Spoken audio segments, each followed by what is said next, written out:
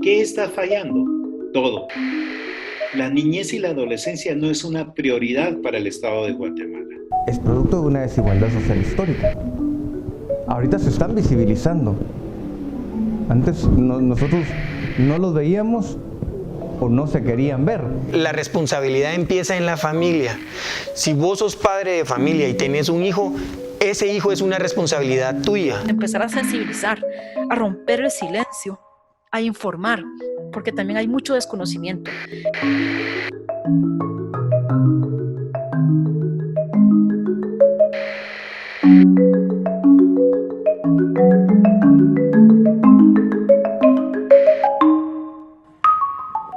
La niñez y adolescencia continúan en una situación de vulnerabilidad ante la trata. La Procuraduría General de la Nación, del periodo del 2017-2018, rescató en el plano nacional a 111 niñas, niños y adolescentes posibles víctimas de trata de personas. Durante el 2018, el Ministerio Público detectó 478 posibles víctimas, que en comparación con el año 2017 se registró un aumento de 18 posibles víctimas detectadas. Las estadísticas son alarmantes desde la perspectiva de los derechos humanos, mismos que son violentados por la problemática de explotación infantil en Guatemala. La trata tiene diferentes modalidades, ¿verdad? Y si tú vas a la Ley contra la Violencia Sexual, Explotación y Trata de Personas, donde está regulado el delito de trata, hay diferentes modalidades, entre ellos la de explotación sexual, explotación económica, y ahí está relacionada también la mendicidad. ¿Cuál es el entorno en el que se debe de desarrollar un niño, una niña o un adolescente? Debe ser un entorno de paz, de seguridad, donde se garanticen los derechos, donde el Estado provea de esos derechos. Estamos hablando de cuestiones al menos básicas: salud, educación. Dos cosas que son importantes y son fundamentales que se deben de garantizar. A eso después le sumamos seguridad alimentaria, seguridad para evitar cualquier tipo de violencia. Guatemala suscribió en 1990 la Convención sobre los Derechos del Niño, la cual fue aprobada por el Congreso de la República el 10 de mayo del mismo año, y que dicho instrumento internacional proclama la necesidad de educar a la niñez y adolescencia en un espíritu de paz, dignidad, tolerancia, libertad e igualdad, para que como sujetos de derecho se les permita ser protagonistas de su propio desarrollo para la justicia, la paz y la democracia. La Convención tiene varios principios, pero hay unos rectores, que es el del interés superior del niño, el de participación y el de supervivencia y desarrollo. Y con esta ratificación, el Estado de Guatemala se compromete a adecuar su normativa interna a la luz de esos principios, de esos estándares que tiene la Convención sobre los Derechos del Niño. La Convención trae un nuevo paradigma de cómo ver y de cómo abordar y tratar a los niños y a las niñas, empezando por el cambio de lenguaje, ¿verdad? Ese paradigma bota una doctrina que permeaba muchísimo en países tutelares. Yo quisiera decirte que en el caso de Guatemala se ha superado y que la doctrina de la protección integral, que es la que regula la Convención sobre los Derechos del Niño, es la que se aplica actualmente en Guatemala.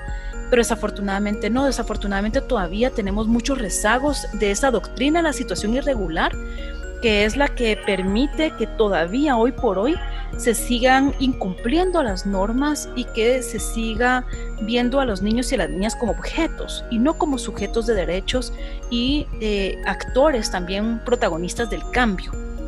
Hasta en el año 2003 se logra tener una ley ordinaria que hiciera un intento por adecuar sus principios, sus artículos a esos principios de la Convención sobre los Derechos del Niño, ¿verdad?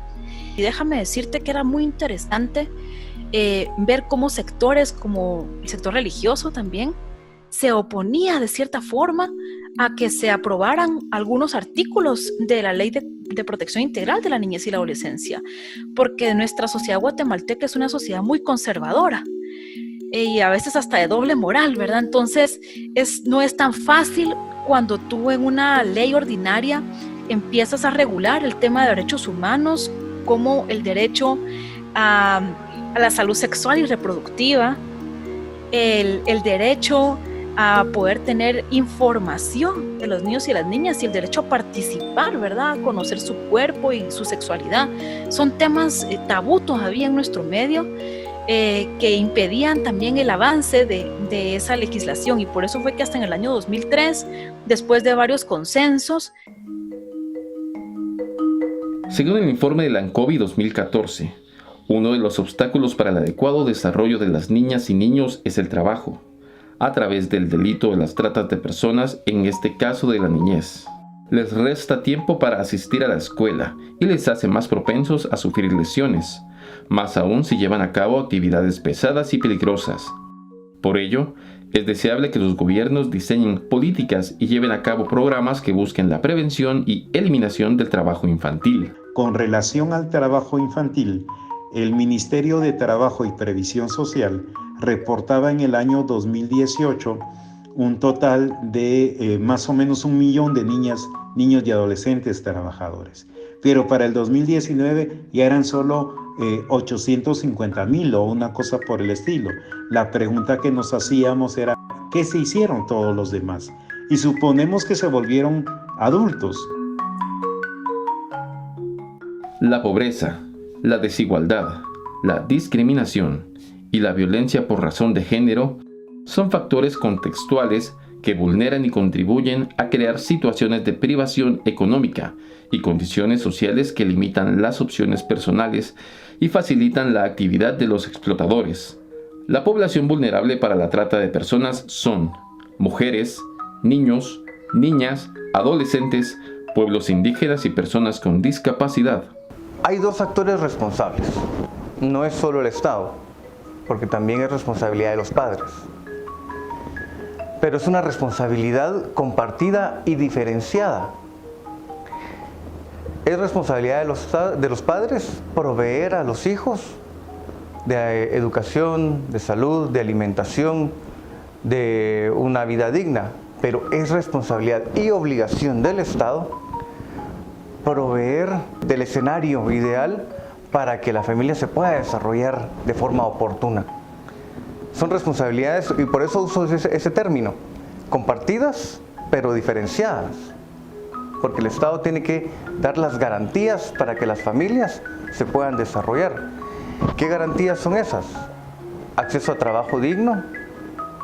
Es necesario que los padres, las madres o quienes estén a cargo de los niños puedan tener un trabajo donde tengan respeto de las condiciones laborales, salario mínimo, entre otras. Aparte, el mismo Estado debe proveer acceso a alimentos. Como Secretaría de Bienestar Social, nosotros hemos podido ver que hay una carencia de educación en las familias. ¿A qué me refiero? ¿Cuál es esa carencia de educación? De responsabilidad. Hay padres y madres padres de familia que tienen diferentes familias, abusan de diferentes sustancias como lo que es el alcohol, otro tipo de drogas. Entonces, al tener nosotros ese tipo de familias, es ahí donde los niños se ven abandonados o se ven vulnerados. Entonces, es ahí cuando la familia falla. Entonces, por eso es que se puede ver muchas situaciones de niños que están en situación de callejización, que están en la calle, que están viendo qué hacen para subsistir. Pero uno puede tener una ley que prohíba el trabajo infantil, o pueden generarse mecanismos para erradicar el trabajo infantil. Pero si ya mencionamos, Juan, que hay 8 de cada 10 niñas y niños que pertenecen a una familia pobre, ya vimos los indicadores de pobreza en términos generales, aunque exista la ley, también existe la necesidad. Del otro lado, hoy, con COVID-19, es una pandemia sanitaria, pero es una pandemia que trae consigo hambre, pobreza y desesperación. Uno de los compromisos del Estado de Guatemala por medio de sus instituciones es atender las recomendaciones emitidas por organismos internacionales y de sociedad civil en los ámbitos de prevención, acoso y aplicación de la justicia.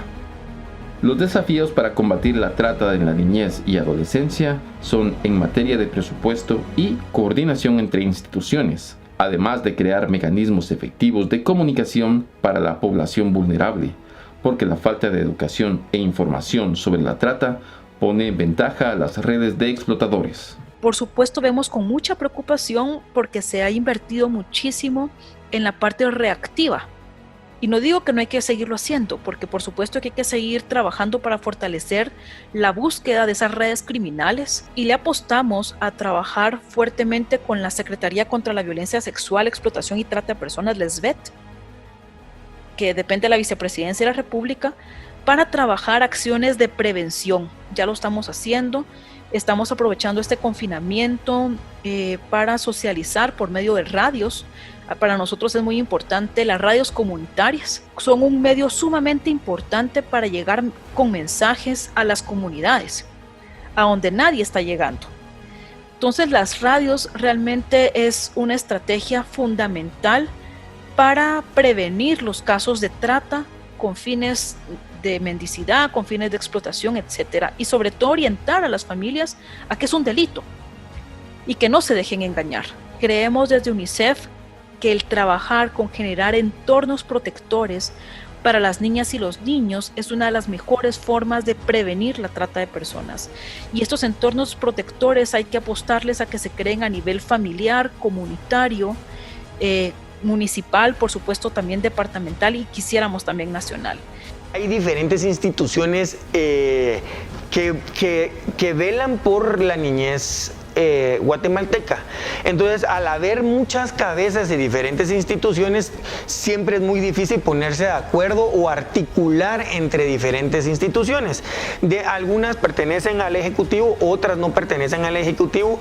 Entonces, es ahí donde existe esa coordinación que puede ser muchas veces complicada, pero no imposible. Y eso es lo que nosotros hemos estado haciendo, trabajando con todas las instituciones, asumiendo el rol que a cada uno le corresponde, y es ahí donde hemos empezado a ver pasos.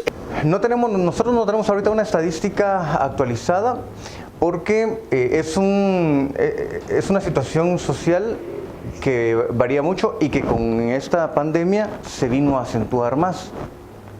Tú ves los niños que salen ahora con banderas blancas, son niños que antes no se les miraba y están invisibilizados. Ahorita se están visibilizando, pero no es producto de la pandemia, es producto de una desigualdad social histórica.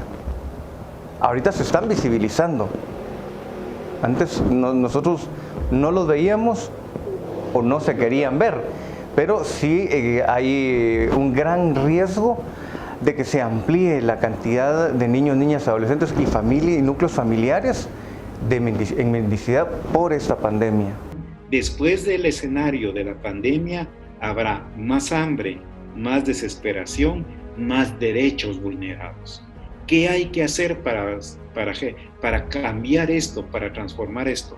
Nosotros desde CIPRODENI hemos propuesto, ya lo entregamos al Congreso de la República, un documento de trabajo que se llama Entornos Protectores de Niñez y Adolescencia, en donde decimos que hoy hay que atenderlos en la crisis hospitalaria, la crisis de salud, mejorando los servicios hospitalarios, pero también los programas psicosociales, porque estos periodos largos de confinamiento traerán muchos traumas en las niñas, niños y adolescentes y en sus mamás.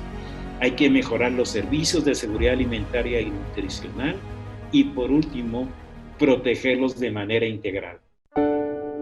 El abordaje y actuar de un Estado ante la trata de personas obliga a todos los sectores a avanzar cada vez más desde el ámbito de la competencia de los actores que intervienen, asumir compromisos técnicos y financieros, además del reto de aumentar la participación de toda la población. El funcionario público debe hacer todo aquello que le permite la ley. Eso hay que tenerlo claro. Cuando no se hace todo aquello que le permite la ley, hay un incumplimiento de funciones. Entonces, la limitación no la da la ley, la limitación en muchos casos la da la forma de cómo se hace la administración pública. Y los funcionarios y los gobiernos deben de cumplir lo que la ley les marca, lo que la ley los obliga. Nosotros como Secretaría de Bienestar Social articulamos o tratamos de articular con diferentes instituciones como lo es la PGN, porque la PGN es la encargada de tener que recoger a esos niños que están en situación de vulnerabilidad. Pero aquí es donde insto yo también a todos los ciudadanos guatemaltecos que pongan su denuncia ante la PGN, porque es la PGN quien es la encargada de recoger a estos niños y luego ya llevarlos a un juez y que el juez diga, bueno, ¿dónde está la familia? Si hay un familiar que se puede hacer cargo del niño, o si no hay una familia que se pueda hacer cargo del niño, lo manda a la Secretaría de Bienestar Social de la Presidencia. Entonces es muy importante mencionar que hay diferentes instituciones que juegan un rol importante en el tema de niñez y adolescencia de nuestro país, pero sí es la SBS como la última institución en la cola para poder recoger a un niño de estos que están en situación de calle. Uno de nuestros pilares más importantes como Secretaría de Bienestar Social es la lucha frontal contra la trata de personas, especialmente en el ámbito de menores de edad. Que aquí la Secretaría de Bienestar Social juega un rol fundamental para toda esa recuperación psicosocial de las niñas y niños que han sido víctimas de violencia. La Secretaría no solamente interviene para dar esos servicios a los niños víctimas, sino también para dar servicios a los adolescentes en conflicto con la ley penal. En el marco de la aplicación de la justicia a favor de las víctimas de trata de personas, las instituciones competentes de la investigación deben velar para que la víctima obtenga la restitución de sus derechos humanos. Al momento de que nosotros identificamos que existe una vulneración a sus derechos, pero que esta vulneración lleva intrínseca a una situación que pone en riesgo la integridad de los niños, y a pesar de que ya se le explicó a los padres de familia que deben de tener ciertas responsabilidades con los niños, nosotros pues promovemos el proceso de medidas de protección correspondiente, que es de conformidad a lo establecido en el artículo 108, literal B. Nosotros dirigimos la investigación, determinamos si existe un posible recurso familiar idóneo, y ya con esta investigación pues se le presenta la denuncia ante los juzgados de niñez y adolescencia para que se busque una solución integral acorde al interés superior de los niños. Nosotros tenemos que agotar alternativas de ubicación, porque es aquí donde se cree o se tiene la mala imagen de Procuraduría General de la Nación, que uno solo llega a traer a los niños para enviarlos a casas hogares. Esa no es la atribución de nosotros. Nuestra finalidad es identificar un posible recurso familiar para que los niños puedan estar a cargo de una persona responsable que va a velar por la integridad de sus derechos, ¿verdad? En este caso, pues agotamos con familia ampliada, que pueden ser tíos, primos, padrinos. Si no hubiera, pues ya agotamos otras alternativas como acogimiento temporal con familias sustitutas. Y nuestra última alternativa son los hogares de protección y abrigo. Constituye un aspecto para fortalecer en el Estado de Guatemala, aumentar el número de capacitaciones y procesos de formación dirigidos a jueces de toda la República, porque de esta forma se garantiza que los profesionales cuenten con los conocimientos actualizados sobre el delito. Trabajamos con el organismo judicial para que los jueces que están involucrados en las diferentes ramas que tienen que ver con niñez y adolescencia puedan aplicar esos estándares internacionales en sus resoluciones. Hemos hecho todo un esfuerzo desde UNICEF también para promover la desconcentración de servicios y que estas instituciones puedan bajar sus servicios a los departamentos, y el gran desafío es bajarlos, por supuesto, a nivel municipal. Ya quisiéramos en algún momento a nivel comunitario, ¿verdad? Pero por lo menos que exista una desconcentración de los servicios y un acceso oportuno y eficiente para las niñas y los niños que están siendo víctimas, principalmente víctimas de violencia.